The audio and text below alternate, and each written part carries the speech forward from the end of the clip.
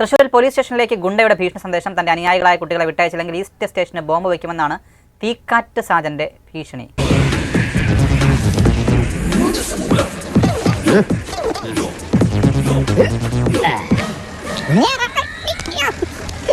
ആരാണ് ഈ തീക്കാറ്റ് സാജൻ?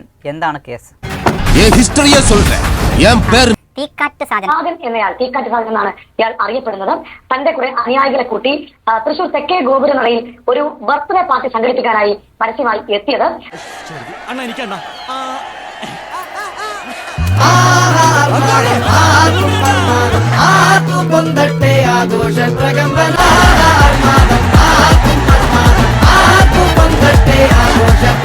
ഏറ്റവും സവിശേഷമായ പ്രത്യേകത 13 വയസ്സ് മുതൽ ഉള്ള ജുവനൈലായിട്ടുള്ള കുട്ടികളടക്കം ഇയാളുടെ സംഘത്തിൽ ഈ ഗ്രൂപ്പിൽ ഉണ്ടായിരുന്നു.